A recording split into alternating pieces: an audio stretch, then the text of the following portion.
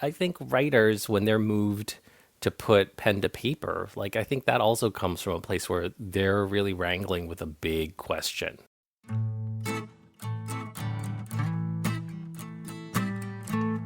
Hello and welcome to Daring to Tell, the podcast where writers read their true stories of personal daring and then we talk about it. I am Michelle Rado. Nothing's gonna make me brave.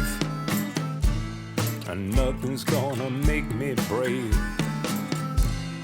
Nothing's gonna make me brave except doing what makes me scared.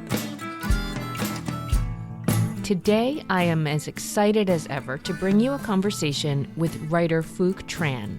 His book is Sigh, which is spelled out Sighgone, a misfits memoir of great books, punk rock, and the fight to fit in. It came out in 2020, and he has received many awards and accolades, including the Kirkus 13 Diverse Nonfiction Books to Read Now, and none other than the 2021 Maine Literary Award for Memoir from the Maine Writers and Publishers Alliance. Phuc Tran is now a Mainer, albeit from away, as am I, and that's the least of what I found in common with him. We both loved books in our childhood. I combed library shelves for Judy Blume, while he focused on perhaps some loftier works. He zoomed right in on a book called Clifton Fadiman's Lifetime Reading Plan. I had never heard of Mr. Fadiman or his book, and so I checked him out in Wikipedia and learned that he, too, was a child of a father who immigrated from Russia back in the late 1800s. Clifton Fadiman's book played a key role in Phuc's education, and that is one of the topics you'll hear about today. There is a lot in store, and since Phuc ended up asking me quite a few questions too about the podcast and my writing, let's just get right to it. Phuc Tran on his memoir, Sigh. Welcome, Phuc Tran. I am so excited to have you on Daring to I can't even say the name of my own podcast. I'm so excited to have you on Daring to Tell today. Thank you so much for coming to read to us. Oh my gosh, thanks for having me on, Michelle. It's a pleasure to be here, as it were. Yeah, in my living room, I know. talking to you. Exactly. The virtual ways that we are in. One thing, I don't know, I'll just making reference to the fact that we're all doing so much from home these days. Your book, Sigh, an amazing, brilliant, beautiful, really great memoir. I just can't tell you how much I've enjoyed it. I will gush a little bit at the top here. But it came out in 2020, and I'm wondering how the pandemic impacted the release of your book in any way. That must have been a strange thing to have happen as you were getting ready to put this book out. Yeah, I mean, it's, it affected, I guess we're in a safe space here on the internet on a podcast talking about writing. I mean, it's so strange to think about, there's no way for me to imagine what the book launch would have been like in the normal world. Right. I can pull the veil back a little bit into this, land that could have been, like I had like a 6-week, 14 city book tour that was planned. And then in March they were like, oh, it's not going to happen. I was like, okay, but obviously there were bigger things afoot in March of 2020, like we're watching the news and thinking like, what is this pandemic? And, so, obviously you don't know what you didn't miss. I mean, I didn't see my book in a bookstore physically or on a shelf until like almost a year and a half after the book had come out. Wow. So that was super strange. Yeah. And then also, I mean, I think the upside maybe is Zoom kind of broke the space-time continuum, in the sense that like I was doing book events in Hong Kong and, West Coast, East Coast, all the different time zones. It was really just bizarre. So in some ways that accessibility was a boon. Right. So, yeah. I was personally curious about that. And I think that for a lot of people, it meant more reading time Yeah, too. I've heard that. So, I've heard that. Is that true for you? I don't. actually, that's a good question. Well, and I spent much of the pandemic or the early days of it. My husband and I were moving from Boston to Maine. So we were doing a lot of the packing, unpacking, all that stuff amidst everything. So that was a little crazy. Yeah.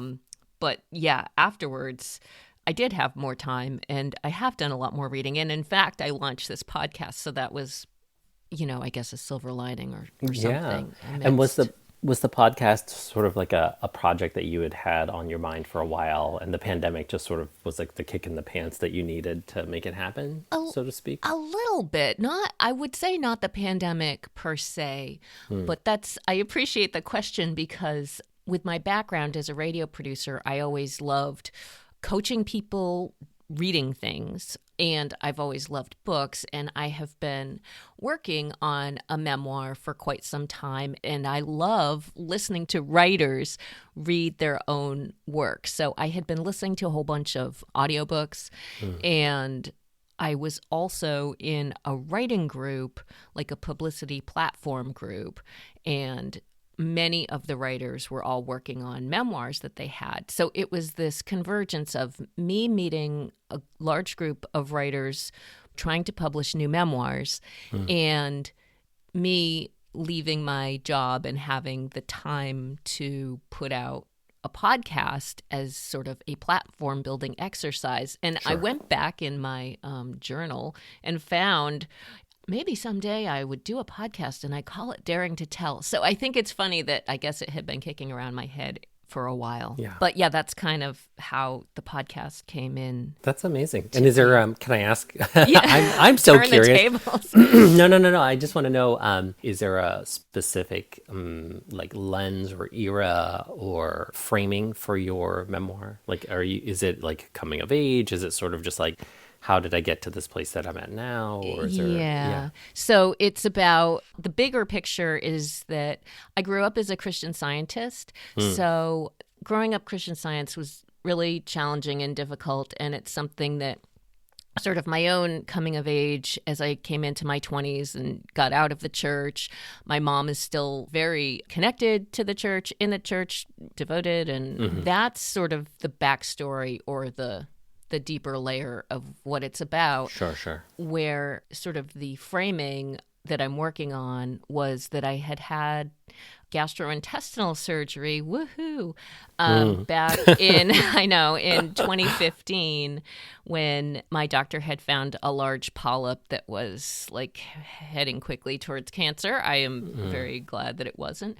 So I had that removed, and my recovery through that has become sort of metaphorical for me, listening to my gut, if you will. So it's like the layers of trusting myself, listening to my gut amidst the background of growing up in this religion that sort of taught me to not trust my gut.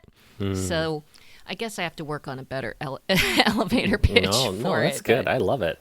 Yeah. Thanks. Thank you. No, thanks for telling me about it. I'm so, I think like one of the things that for me came unexpectedly, like I think one of the things that came from my writing my book was that I realized, and I knew this before as a tattooer, like I just love hearing people's stories. And I think it's like you realize like how little you know about people, Right.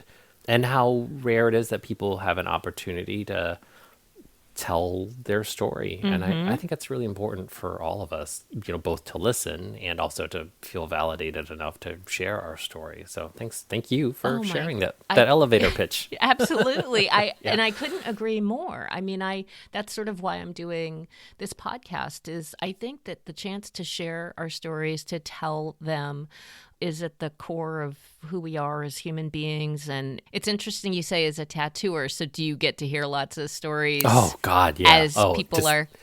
Yeah, I mean, you really, it's, not for all of my clients, but I would say easily half of my clients they're either at, the tattoo process or the ritual for them is sometimes a celebratory ritual, like Yep.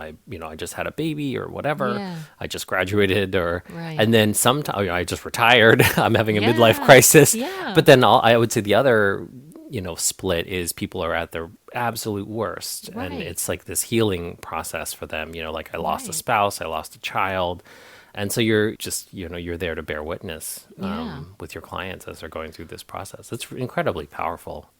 I don't know if there's a book in there, but, Yeah. and I don't think there needs to be, not Right. everything needs to be turned into That's a true. book. That's true. Yeah. But that makes sense because I can see, as someone who has 0 tattoos and 0 intention to ever get one, well, I can really see. I mean, I think it's exactly for that reason. It's like, what is so permanent about you that you want something on your body about it? And so I can see how it's something infused with deep meaning, be it positive or negative. So yeah, that's really interesting. I never would have thought of that before, but all right. Well, shall we? Yeah, Thank you. No, let's- thank you for the. It's. No, totally. I love this. Like, it helps to get to know each other a little bit before we get going, I think. Yeah, So for sure. your book, Saigon, which came out in 2020, has won a lot of awards. Oozing about it a little bit. Oh, thanks. One of the things that I loved about it, and that I'm hoping we'll talk about today, is experience as both a reader and a writer. And in your book, you mention the Clifton Fadiman book, and you had a job at the library. So I'm just a little curious if you can share some background about either you as a reader before you found that book, or how you got the job at the library, or sort of what the early Sure. the early Phuc reading story is. Oh my Lord. I would say, yeah, that's so funny. So, I mean, I always, I enjoyed reading. My father was a lawyer in Vietnam. And one of the very first things that he did when we came to the United States in 1975 was he got a library card. And we were at the library at least weekly, and in part it was, a way for my dad to acquire English, like he Yeah. would. And then because we were very poor, anytime, things broke in the house, like the car, the dishwasher, or whatever, he would go to the library and borrow the manual and bring it home and then sort of wail away on whatever was broken.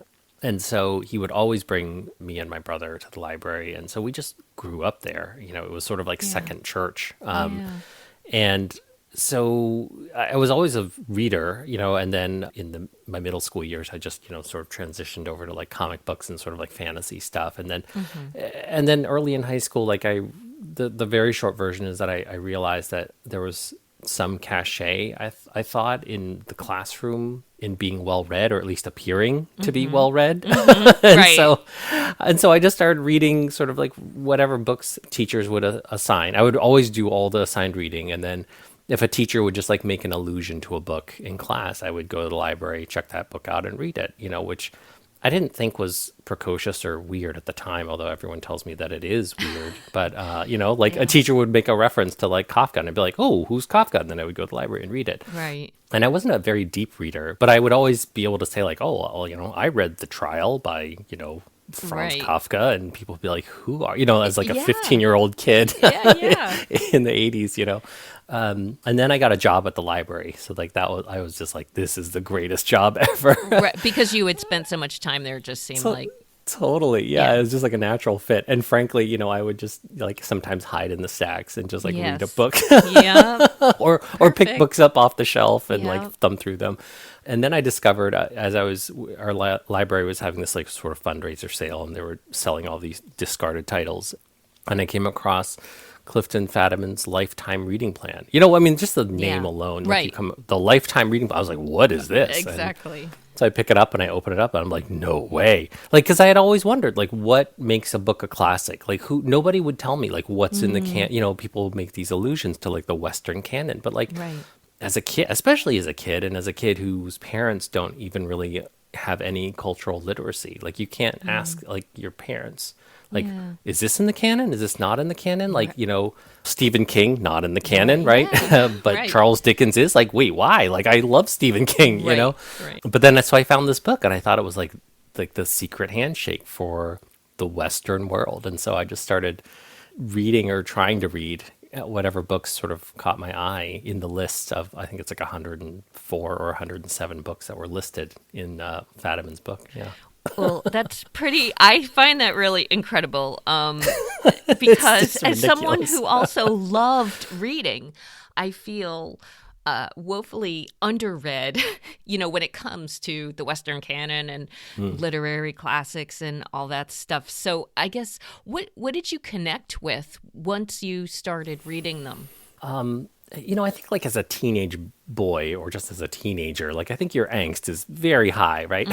Yes. And Yep. so I think in some ways, like I think writers, when they're moved to put pen to paper, like I think that also comes from a place where they're really wrangling with a big question, right? Like I think, Yes.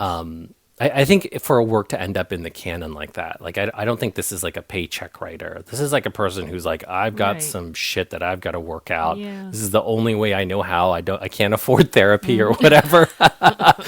And so like, I mean, and to be fair, like there were tons of things that I would read that I would read like, 10 pages, 15 pages and just be like, ugh, and then just toss it Right. onto the pile. Yes. Like a kid would, Yeah. right?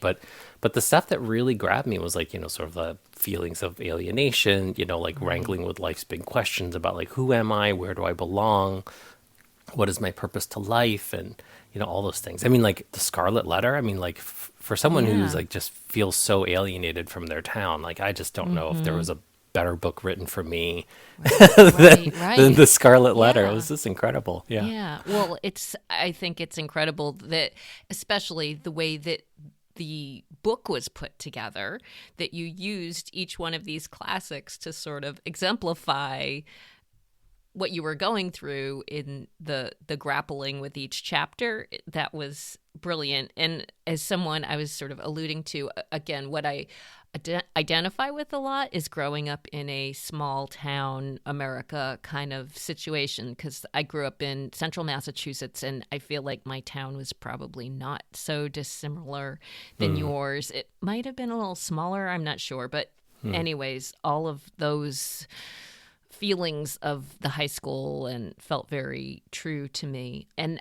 my high school didn't even make us read books. They would always. Oh no! Are you serious? They No, would- really? Yes. Is that? Are you being hyperbolic? No. That's, oh Well, my god. okay, there was one class that we were supposed to read Tess of the D'Urbervilles, and I just couldn't. I couldn't get into it. So Yeah. the things that I did try to read, I think I just couldn't get myself into. But for many other books, they would, instead of making us read the book, we would see the movie. So we saw a movie of A Tale of Two Cities, and we saw a movie of The Scarlet Letter. We had That's seen all these amazing. movies, and I will say, your book made me go, okay, Michelle, you have to go back and read some of these books Oh my! at some point. So, and it made me think of, even in college, the books that people say, oh, you never read this for pleasure. I worked for Symphony Hall in Boston when I went to school at Northeastern.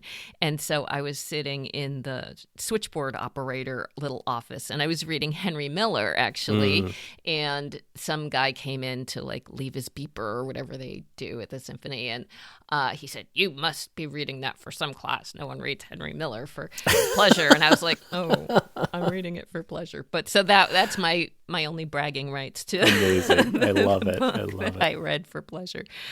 So I guess that to transition from the reading to the writing, in your acknowledgments, you mentioned that it was your younger brother, Lou, who suggested you write the book. But when did you start writing? What's your writing story? Oh Or my how did gosh. this book come into play? Any of that?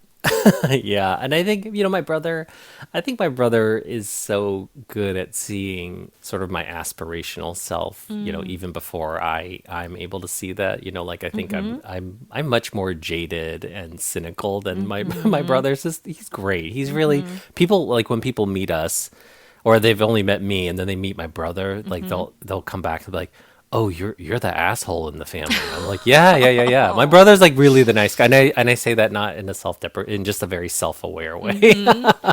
My brother's just like so great, and so like long ago he just knew that like I loved books and I loved reading and I loved storytelling, and so he was the first person. He was my first literary champion, but like in a vague way. He was like, "You really like should just write a book someday," and I was like, I don't have time. Who's got time for that?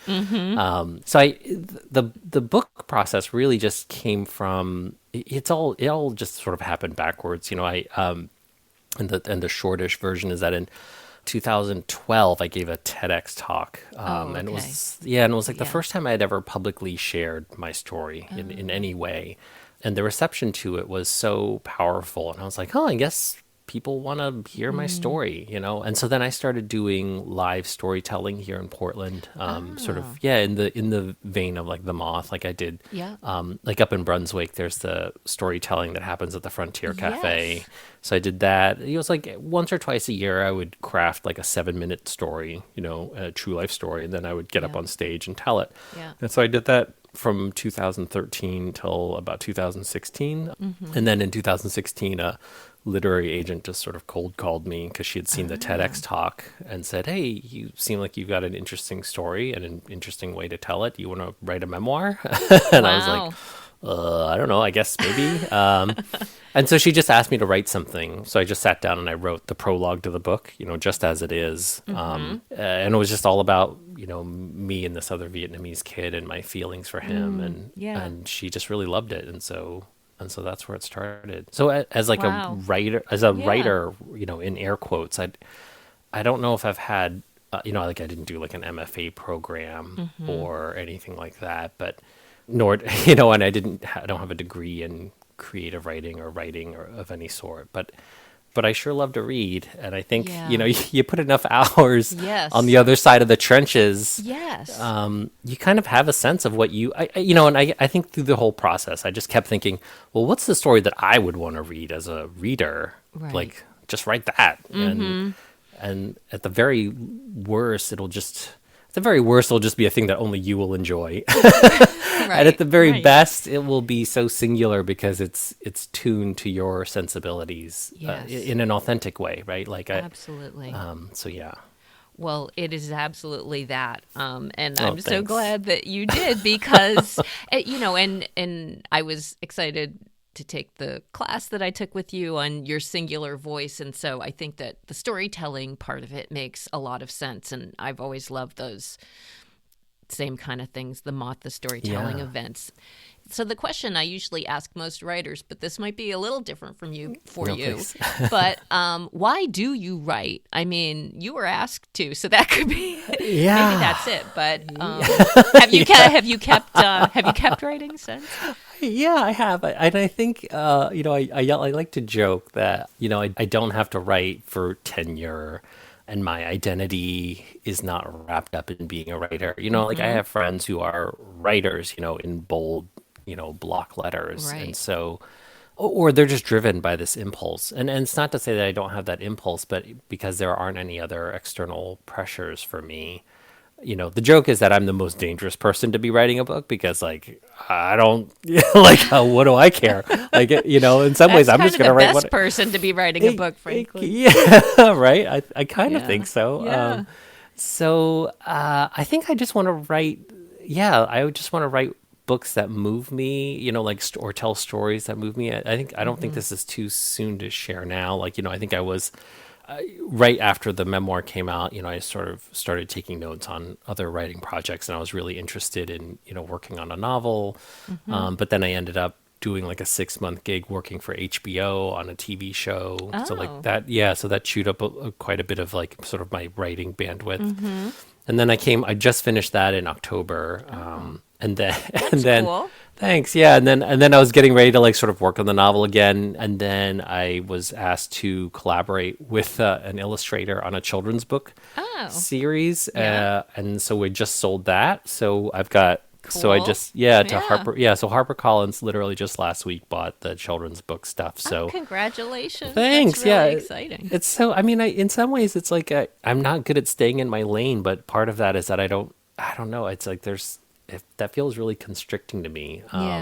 And I loved working on the picture book. I just was like, Right. this person again, like asked me like, hey, like, would you be interested in working with my illustrator on this book about this thing? I don't want to say too much more Yeah, about it. yeah, And no, that's okay. yeah. And so I just wrote it and they were like, this is great. And, Right. so I think I'm writing for myself first and foremost, right? Like E.B. White says, right? Yeah, I know. I Audience of love the one. references to E.B. Yeah. White too. Yeah. That's I feel I like mean, we the live ending it's up like, in Maine for that yeah, reason. you can't Yeah, help it. I Yeah. know.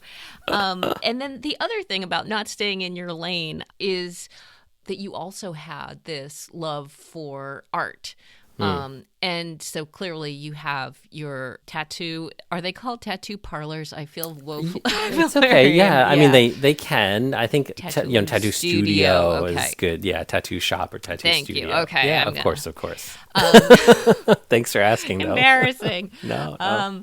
Yeah, so you do that. That's very you do the things that clearly you're interested in that appeal to you. And I can't remember if it was maybe one of the college interviews you had, or that someone had said to you, you're going to need to pick one thing that you do, and you were kind of like, why? And as my husband and I have a very dear friend who lives in Chicago, and he has made his living as an artist for most of his life, but he does a lot of other things too. He's a musician. And so a lot of times people who are creative for something, it's not just one thing. And why should we have to pick one? So I just like the representation of, why stay in a lane if you have lots of passions and they all make sense to be followed, so. For sure. Yeah. No, I really appreciate that. And I hope that I can model that for my daughters, first and foremost, right? Like the idea, and for, students too, like my students, not, even though I'm on hiatus from teaching, it's this idea that like we contain multitudes, right? And why not celebrate them all? And Exactly. I think culturally, I think especially, in a capitalist society, like know. it's just constantly like, what is your box? What is your box? I What can you know. monetize? And et cetera, et cetera. Although Right. it seems to me like this next generation, maybe, breaking all these false binaries that we've been living with, Yeah. and struggling under for so long anyway. But, Yeah, well, that would be nice, but maybe it sounds cliche, but to follow your passion is how you find the things that you'll then be good at and find your way from there. I don't know. I feel like that sort of worked for me mostly. yeah. And even if it doesn't, like, then it just makes a great story. Yeah, exactly. Like That's the bottom line for everything. At least we've got a good story for it. Exactly. Yeah. Exactly. So let's set up the part that you're going to read today. The section is from pretty much in the middle of the book, and it is from the chapter that is named for the short story, The Metamorphosis by Kafka. And I will say, you're incredibly generous because you do not assume any reader's knowledge of any of these classic pieces of literature. And so you help us learn. I remember I was supposed to read The Metamorphosis, and I started reading it, and I think I got so grossed out by the fact that he was a bug, and I couldn't understand, like, wait, what do you mean he's a bug? I don't get it. I couldn't deal. So, It's so funny. I love it. but that's, yes, you compare it to being adolescent, and I go, oh, yes, okay, now I get it. I think, have established your family immigrated to the U.S. in 1975 from Vietnam. Before you had even turned 2, we mentioned your younger brother named Lou, and your parents, and maybe just give us a little thumbnail about your relationship with your parents at this stage. Yeah, I mean, at this point, this is 10th grade. I think this is not a spoiler for the book. My father was physically abusive, and my mother never really, did anything to protect us as kids. So I think by the time I was in 10th grade, we, through some different interventions and things like that, we had sort of reached this kind of ceasefire physically, where like my father Right. wasn't really beating me and my brother, but, we certainly were not close. And so there was already kind of emotional damage for me and my father. And, and then on top of that, I think, is laminated all these sort of cultural gaps, that like now, as a 15-year-old, I've grown up in the United States. I am, for all intents and purposes, like this sort of American teenager, and my parents are like, what the hell do we do with this kid? Right. Does that sound Yeah, about right I to you? think that. Yep, that's a good setup there. And we're going to hear about your friend Philip, and who is he, and what does he play for you at this point? Yeah, so he was just like this other punk rock kid in my town. And, I sort of discovered that like he liked reading, which that didn't make any sense to me.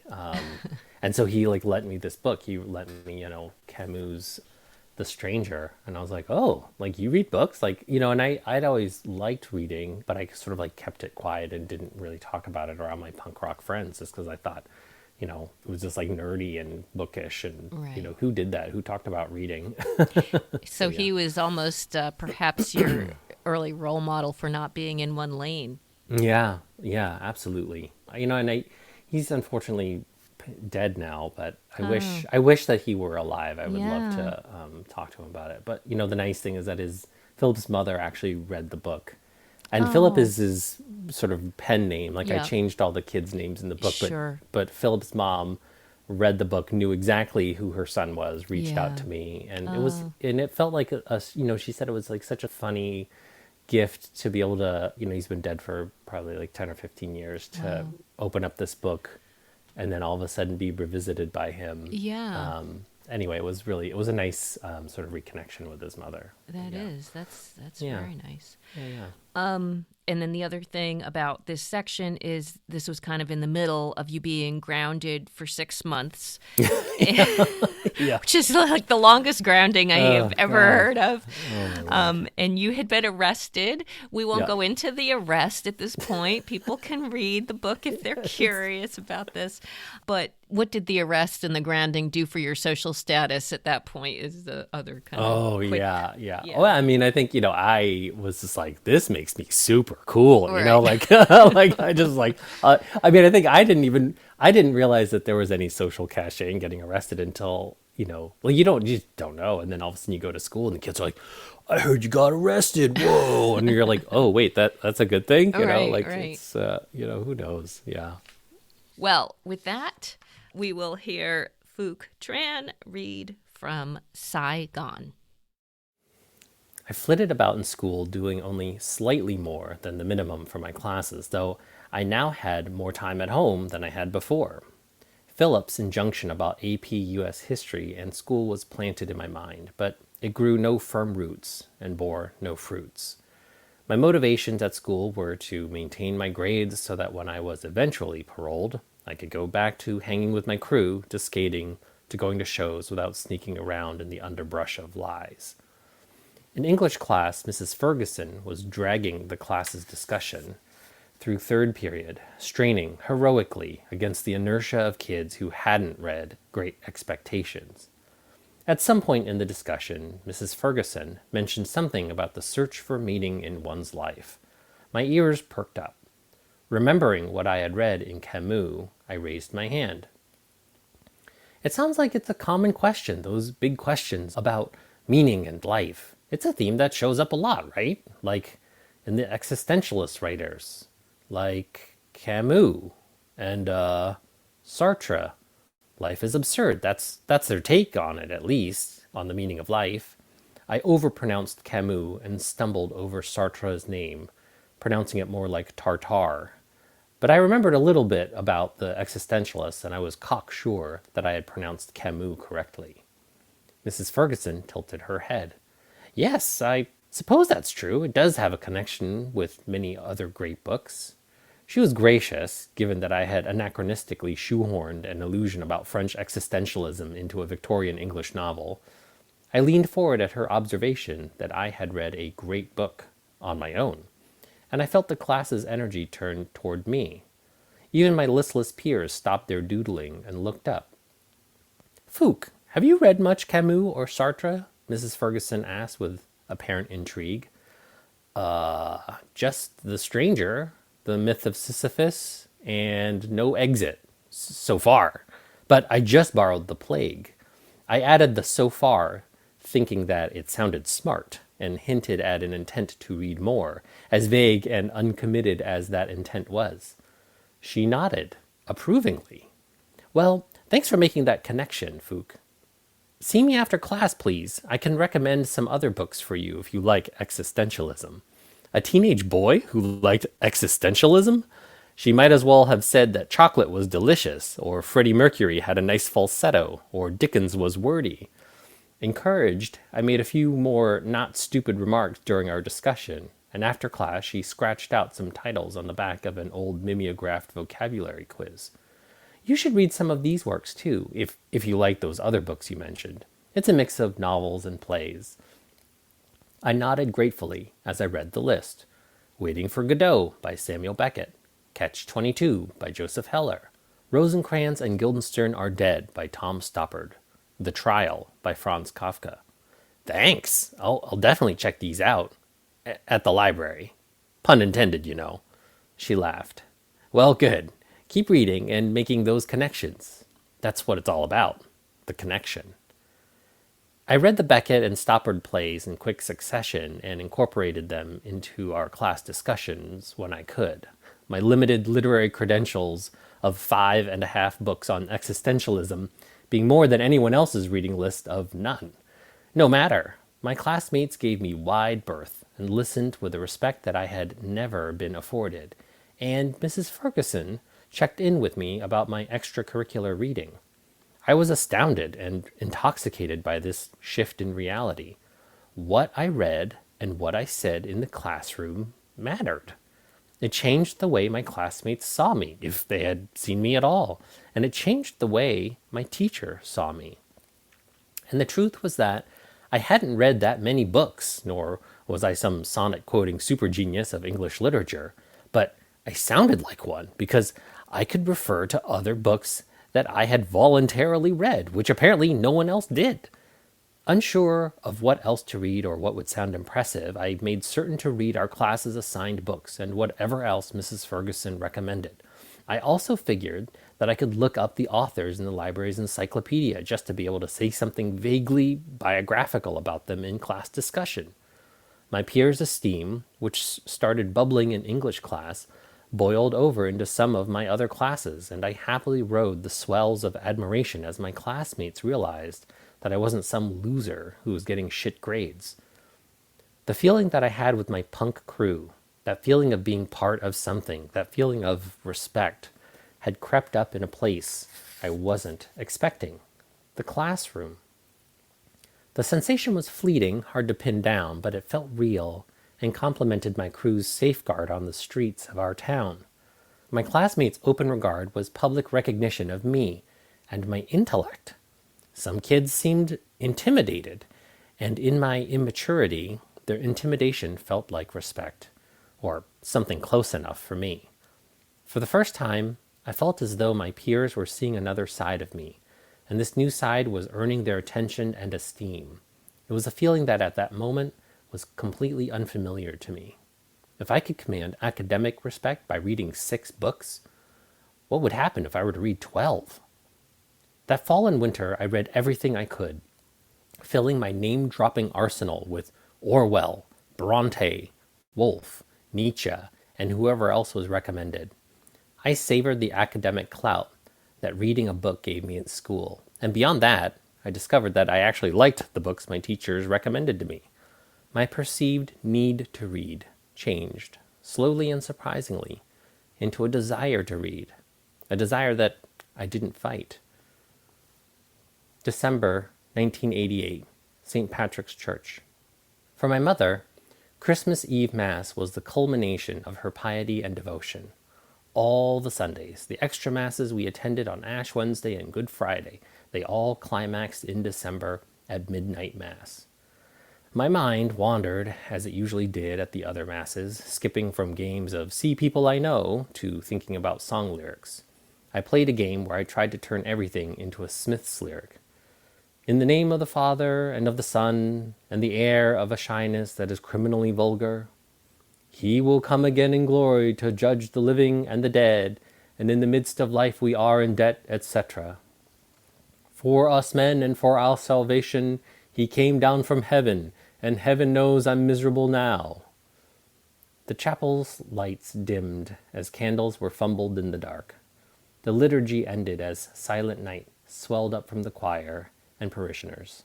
The knot in my brow loosened. Usually, Sunday Mass was a mixture of boring and embarrassing. Boredom from the irrelevance that church and religion had for me. Embarrassment because it was the most public space that I was in with my family, and it was when I was most acutely aware of how much we didn't fit in. But Christmas Mass was different. It gave me a different lease on church and my family. In the dark of the church, one candle was lit from the front of the pews, and as the meager flame passed itself on, one small glimmer of light spread itself across the pews, dipping, catching, lighting like twilight stars ascending. In the gloaming of the service, we were silhouettes, all of us, all our features and differences erased. In the darkness, everyone looked the same, and I didn't think about being the only Vietnamese family in the congregational sea of white families. In the darkness of midnight Mass, we were the same as everyone else. I breathed in the warm smell of wicks and wax and listened. Silent night. Barely awake when we got home, Lou and I gathered around the Christmas tree to open gifts before our drive the next day to Staten Island. My parents, ever the pragmatists, had given up on getting us actual presents a few years ago per our request, and gave us money in envelopes to buy the gifts we wanted. Hey, $50. Hey, me too, all right. I had seen an ad in the Village Voice for a cool pair of boots, and Ulysses S. Grant was going to help me procure them. There's another present for you in your room. My mother patted me on the shoulder. Really? What?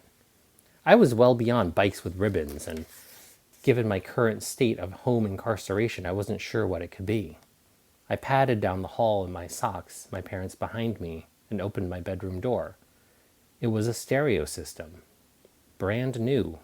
Dual cassette decks, turntable. I could play my records, dub cassettes for friends, and make mixtapes with mixed messages for girls. At the midpoint of my 6-month sentence, my parents had gotten me a gift so specifically for me, I was astounded. I knelt down, and my hands glided over the faux wood paneling and the plate glass door that enclosed the stereo components. I didn't understand why I deserved such a gift, and felt a searing wave of guilt and sadness.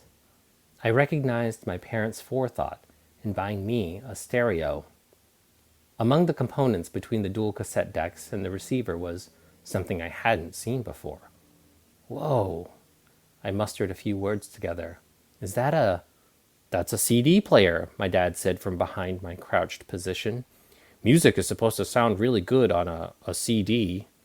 None of my friends had CD players in 1988.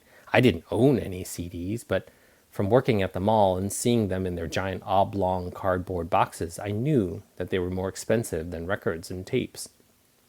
I skipped over the CD player to look at the record player and the remote control on top of it.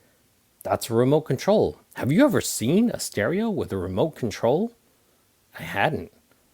I now had a nicer stereo for my bedroom than my parents had for our living room. I didn't know what to say.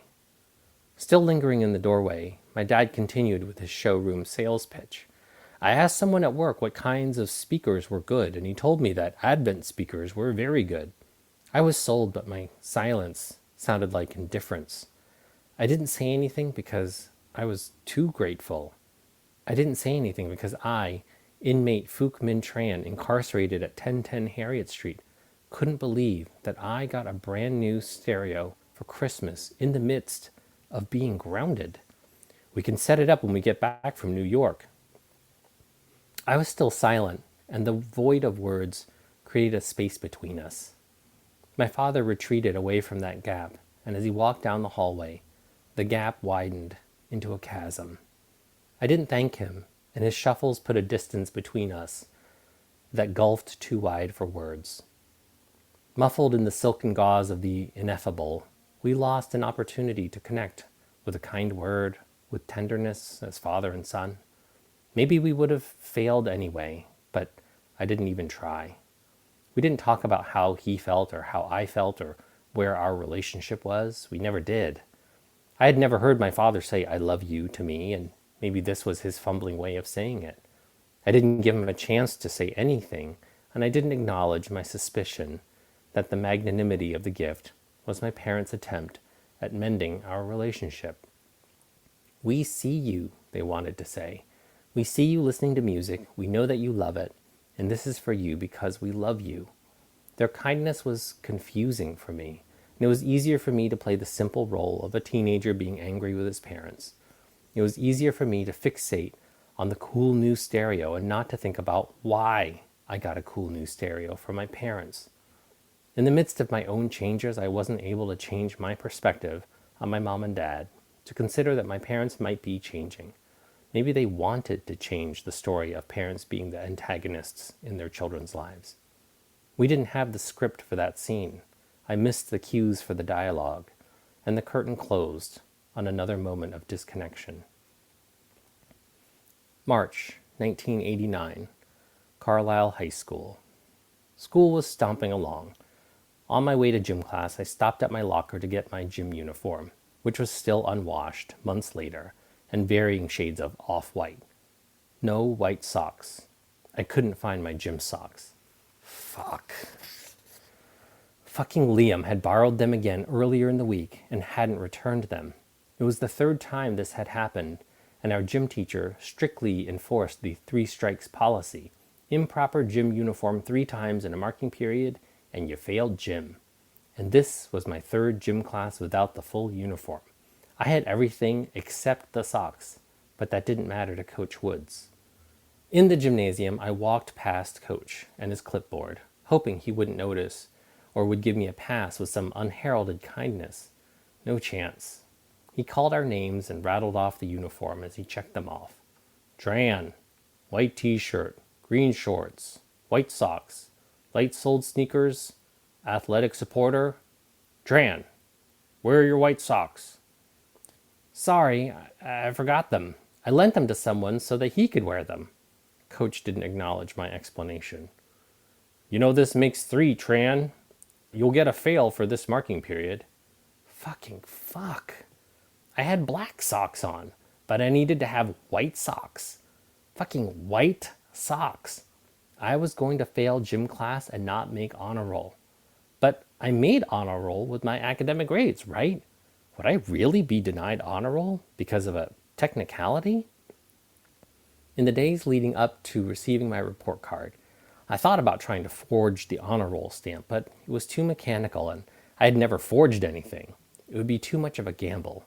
Besides, my parents might understand the absurdity of the policy. They bought me a stereo while I was grounded, right? They didn't yell at me when I got arrested, right? There was a chance they might be sympathetic, and I wagered on it. The chips were down. The Monday that our report cards came out, I checked to see if, in the Byzantine bureaucracy of Carlisle High School, someone had forgotten about my failing gym. No such luck. The U, unsatisfactory, for gym was clearly printed. The absence of honor roll also lingered there, striking in its absence. At least my other grades were good. Maybe my parents wouldn't notice. I thought about the stereo again, and the kindness behind it. It was genuinely benevolent. Maybe my father would surprise me again. At dinner time, my mother had made gasao with rice, stir-fried chicken and broccoli. My brother and I sat opposite each other, and my parents flanked us at the ends of the table. Did you get your report cards today? My father asked. My brother and I presented them. As my father reviewed Lou's grades, my vision tunneled and my mind raced. I was 1 month from finishing being grounded, and now this bullshit. I braced myself for further incarceration. Would they sentence me to another 6 months? That I could take, especially since I wasn't really trapped in my room anyway. But I started to wonder if he would ground me for a year. But still no matter. I felt confident that even that I could endure, whatever sentence he doled out. My father perused my report card. That's good. All A's. That's very good. Why is there a U for gym? My brother passed the rice to me. I forgot white socks 3 times this marking period, so I was marked unprepared. I had everything else. Can you believe that? I had socks, but you need to have white socks. Crazy, right? Those gym rules. But you do have white socks. I do, but I lent them to Liam, and he forgot to give them back to me. That happened 3 times. I couldn't explain to them the adolescent politics behind lending Liam my socks. Liam was the first person who had stood up for me. I owed him. If Liam needed something, I gave it up. We had each other's backs. "Oh, Liam Mahoney, I like him," my mother chimed in. Well, that was a good sign.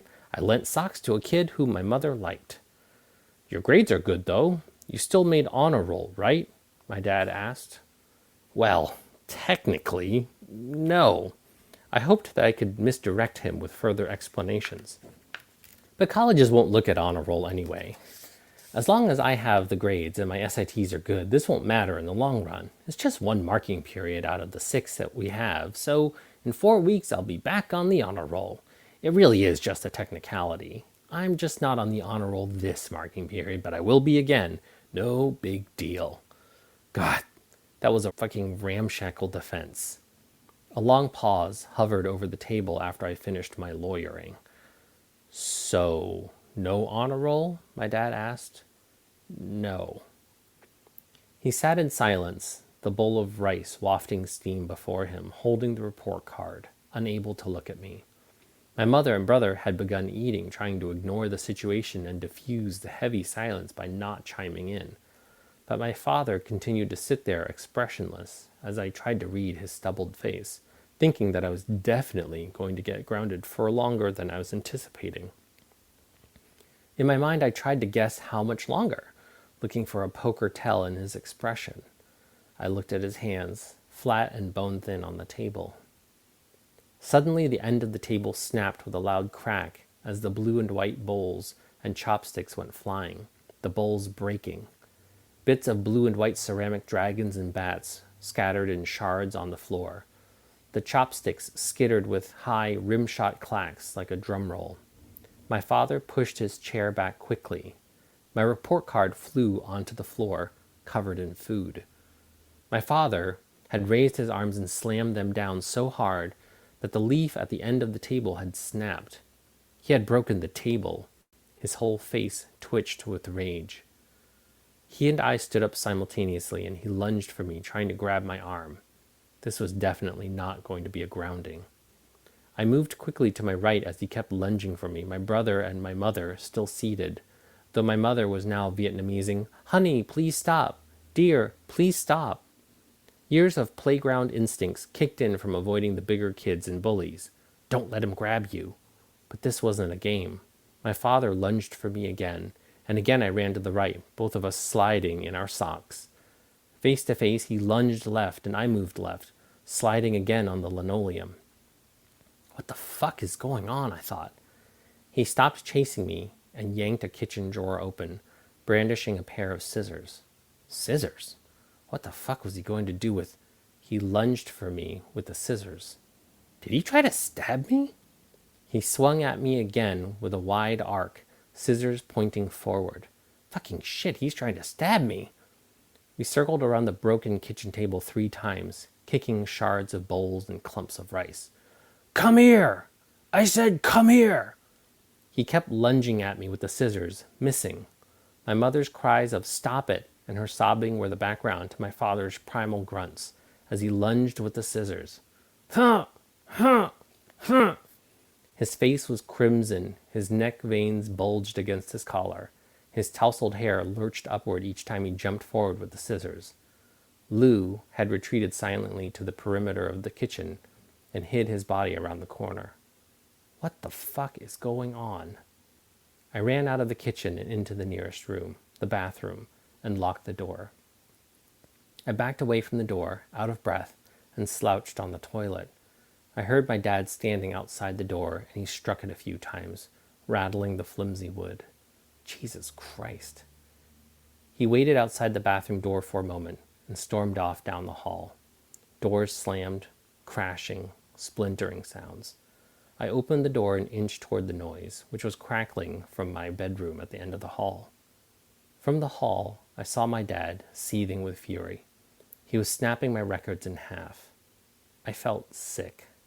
A small pile of records and their sleeves were accumulating at his feet. Vinyl snapped unevenly in half, cardboard sleeves bent. Hair disheveled, panting, he knew how to hurt me. Everything that I had curated over the last 2 years lay strewn across my bedroom floor, broken and sliced into pieces.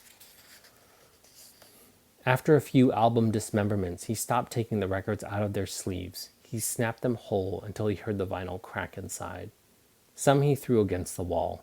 Posters and punk show flyers were fluttering down from the wall in large triangular slices, the confetti of destruction. Susie and the Banshees, gone. Public Image, torn. Never mind the Bullocks, ripped. My closet door yanked open and the scissors clicked their edges together. My t-shirts began to tear and ribbon as the scissors did their work. My leather jacket was filleted. I was devastated. I couldn't let him know. Don't show him. Boys don't cry. I didn't know whether he would try to attack me again with the scissors. I wasn't going to wait around to see what would happen next. I grabbed my skateboard, a flannel shirt, and sneakers by the front door. I was getting the fuck out of my house if I wanted to survive. My face was flush. Where are you going? Where are you going? My mother asked, half crying. I didn't tell her because I didn't know. Lou wasn't in my periphery, and I guessed that he had gone into his room and closed his door. Halfway out of the house, I remembered I had a geometry quiz tomorrow. Shit. Was I seriously thinking about that right now? In the scariest moment of my life, in my most primal survival moment, I thought about school, like Gregor, worrying about how to get to work on time. I paused briefly at the door, stepped back inside to grab my backpack and books, and skated away.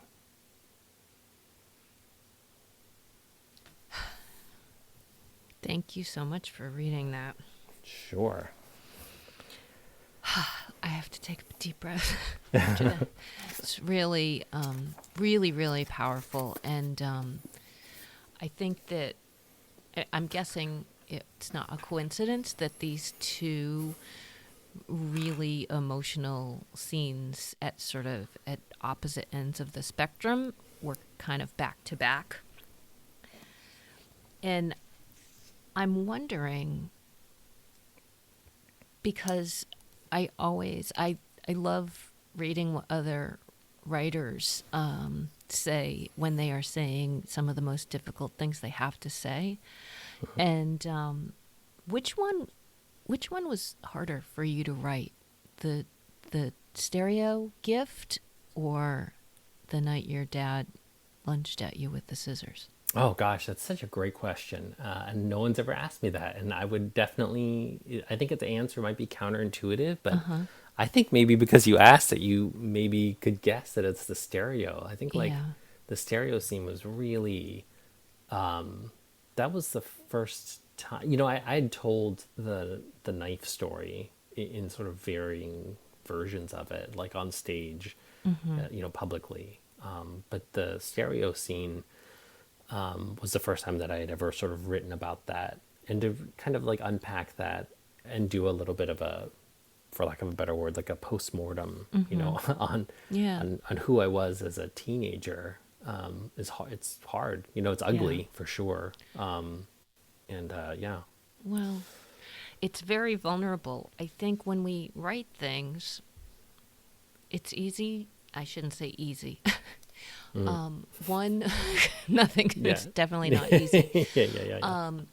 But maybe the go-to default is the ways that wrong was done to us. But I have found sometimes the things that we are most unhappy with or see those deficits within ourself, that's even harder. I don't know, in the sort of we're all our own worst critic kind of mentality. So that was why I was curious about both of those scenes. And as you were reading it, the thing that kind of stuck out to me that I hadn't noticed before as I've read through this a few times was the part about mentioning seeing your parents change. And that's another thing that I think is hard for kids to see their parents change, and perhaps even for the better.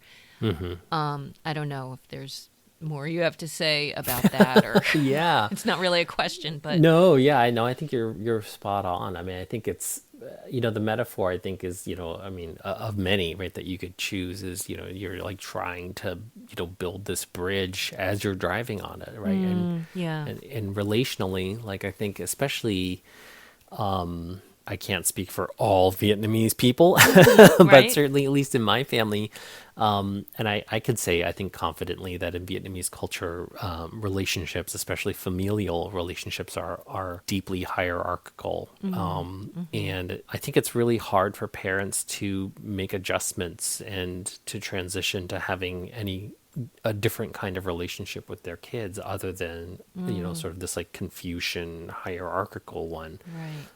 I want to say, like, I could fancy seeing, like, my parents wanting to connect with me and my brother, but Yeah. not knowing how Right. culturally, right? And that's, and like as an adult now, having gone to lots of therapy, like I can sort of Yeah. recognize the tragedy of that. Yes. And they still try to, and I think like it's connected a little bit with like that love language. Like if you've ever read about that, that they're, that different people express caring and love in different ways, right? Like you could be a giver or like a teller or and then I think like the disconnect is that, my parents, could never say it, but they showed it to us in lots of ways. And, Yeah. for me, like I think I'm so highly verbal. I was like, I don't care about stuff. Like, can you guys just like give me some emotional support or like tell me Yeah. that you care about me or like, Right. affirm, how I'm feeling, so. I'm not familiar with the thing that you mentioned about Oh yeah, the love languages. right. Yeah. But that Yeah, I mean that makes a lot of sense to see that they were reaching out across sort of this chasm that you couldn't bridge it. Like you physically didn't know how to respond to them reaching out in this way. Yeah. And I think it's hard. What's hard is to look back at that time, and to not know still, I think I used to feel like I wish that I had done more, or I wish that I had known, been savvier or just more forgiving. But at some point I think about that to a point in which I then think, well, I was a 15-year-old kid. Like how much do we, like how much emotional know, intelligence, right. Yeah. how much of that heavy lifting am I supposed to do or should I have been doing? And I right. just, and so I think that really informs my own parenting, that like yeah. at some point, like, I can only expect my 8 and 11-year-old Right. daughters to, know so much. And, Yes. and it's not about meeting them halfway, like I think I Right. need to meet them 75% of Yeah, the way, well, right? exactly. yeah. Yeah. So my other question, you reference your parents are still around. And so I'm really curious what your relationship is like with them now, and especially in light of the book. Like how are they aware of it? Have they read it? Yeah, Well, this sure, is sure.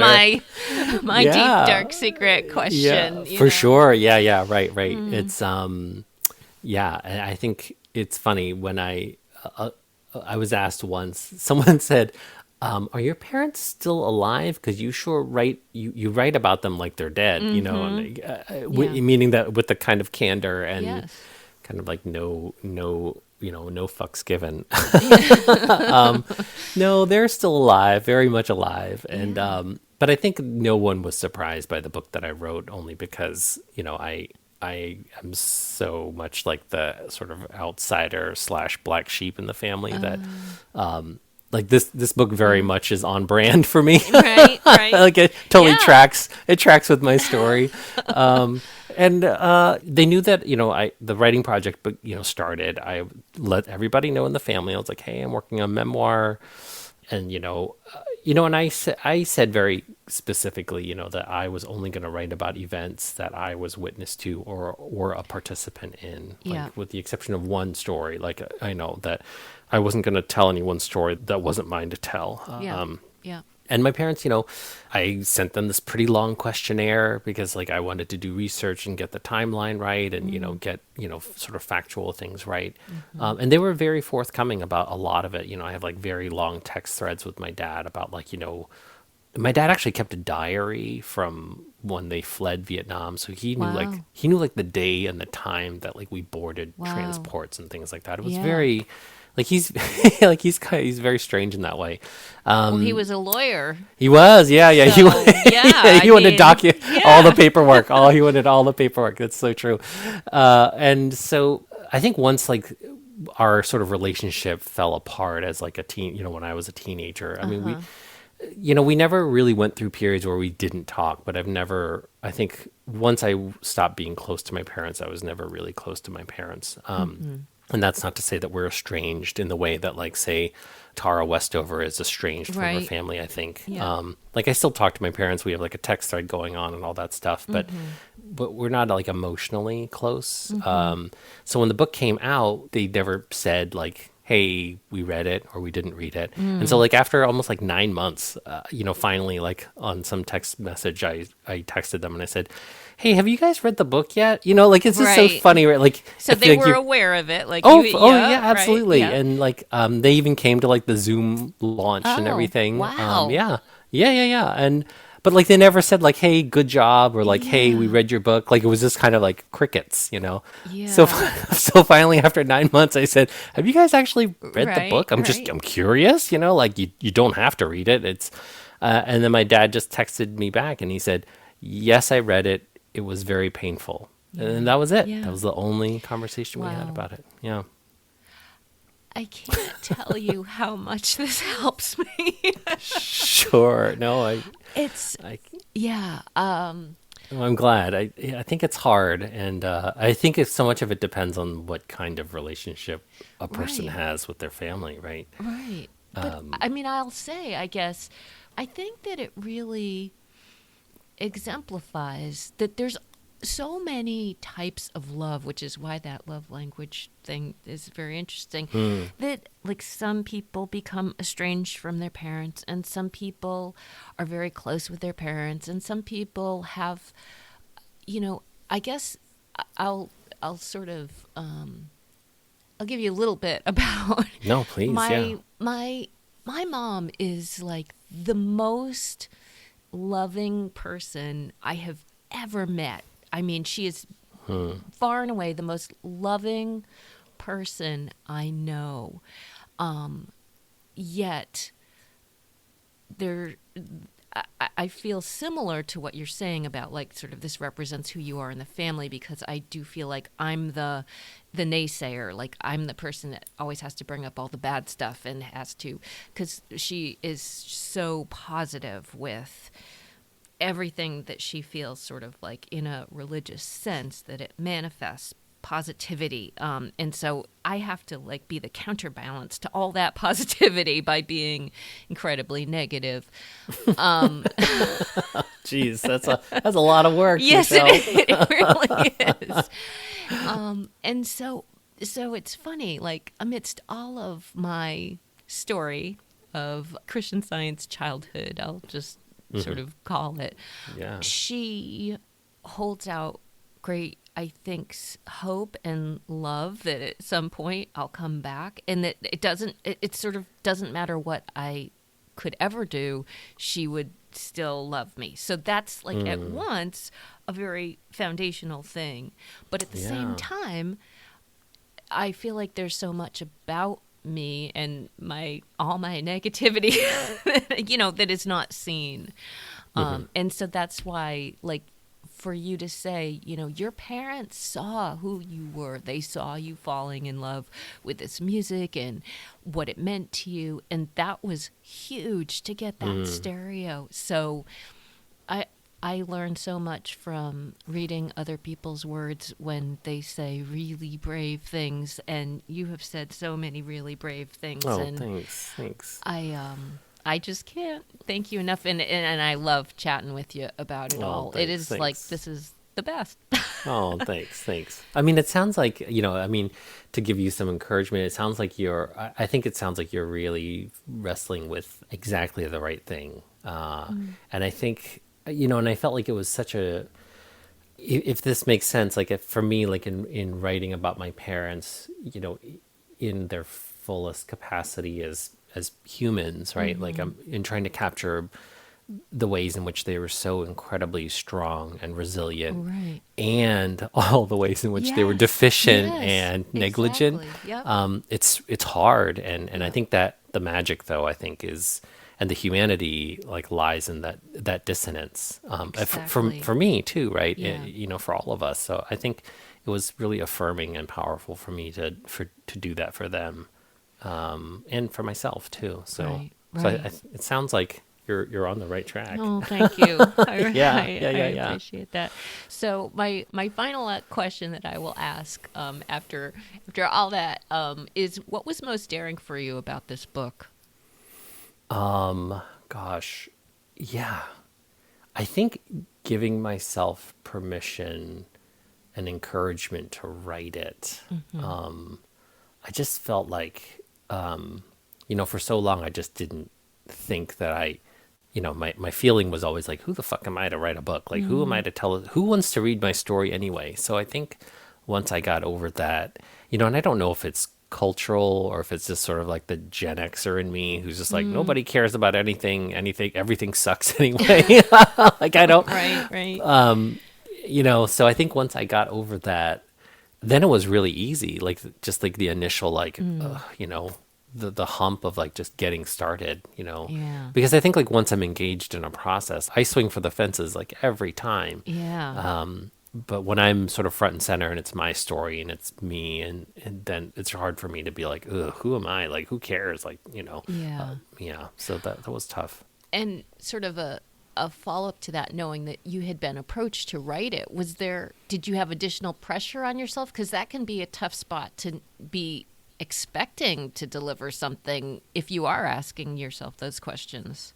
Yeah, that is so interesting. I thought I guess not really, only in the sense that I'm not afraid of like the failure. I'm not really like, I make mistakes all the time, and things, don't always turn out the way I want them to, and that's okay. Like, I think I also always try to sort of find like the lesson or the learning, space, or the learning mindset, and those sorts of things. So I'm not afraid of like doing something publicly and sort of falling on my face.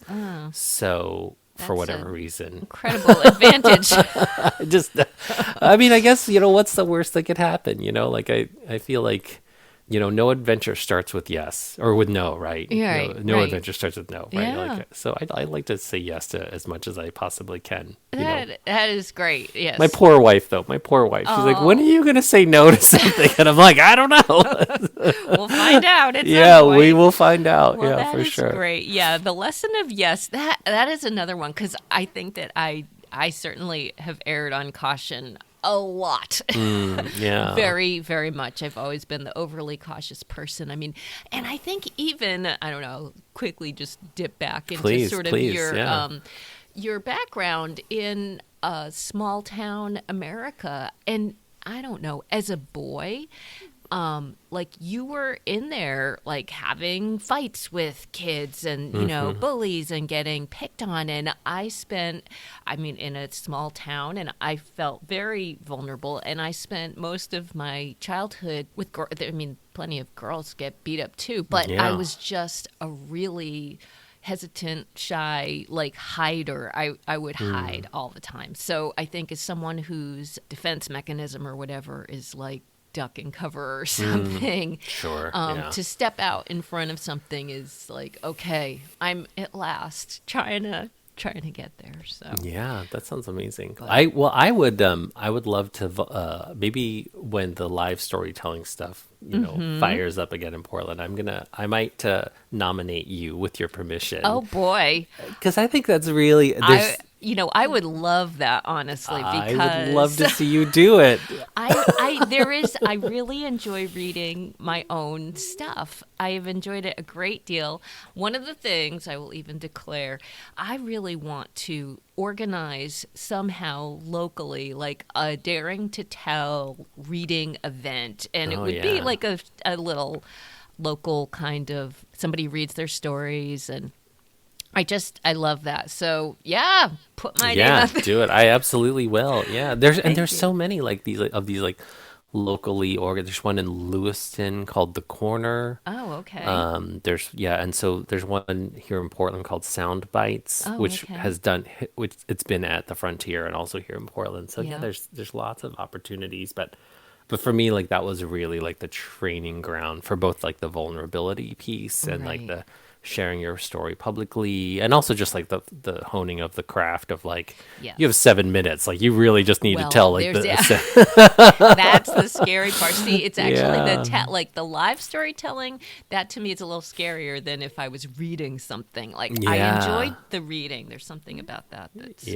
that's the sweet spot for me. For sure. Well, that's great. All right, well, thank you so much. This has been such a fun conversation. I can't thank you enough for coming on Daring to Tell. Is there anything else people want to get in touch with you, or any other ways of other stuff you have coming up or anything like that? I don't know. What can we help you with? I've got children's books coming out. I'm going to get back to working on my novel. And, there's my website, my writer's website, PhucSkywalker.com is always a great way to, keep on top of what I'm up to. But I will definitely not be in the same lane that you found me in. So Excellent. Stay tuned. Look out. All right. Take care. Thank you so much, Michelle. Oh, geez. So clearly I am still working some stuff out. As I say again and again, this podcast is my personal endeavor to keep on working it out and to think about that place that Phuc Tran mentioned, where we find our humanity, which I do think is between our best and our worst moments. So I really hope this conversation was meaningful to you as well. Of all the things that I loved about this section that Phuc Tran read for us today, perhaps one of the things that sticks with me the most are the words of Phuc's English teacher, Mrs. Ferguson, who said, "Keep reading and making those connections. That's what it's all about, the connections." I couldn't agree more.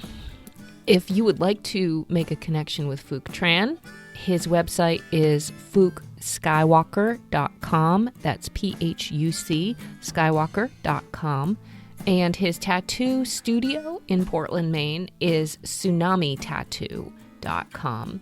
To make a connection with me, you can follow me on Twitter. I am at Michelle Rado, or you can send me an email through my website, michellerado.com. I would love to hear your thoughts on this or any of the episodes. Next month is a conversation with writer Elena Dillon about her new memoir called My Body is a Big Fat Temple. Look out. Talk about Tsunami. She is a pregnancy truth-telling Tsunami. It is a powerful and very thoughtful look into her pregnancy experience. So I hope you will follow Daring to Tell so that you'll get that episode when it comes out next month, as all new episodes do on the first Tuesday of the month. Until then, thank you for making it all the way to the close and for daring to listen. And nothing's gonna break my fall. There's nothing in the protocol. It's like swimming up waterfall or taking away the ground. Taking away the ground. It's like taking away the ground.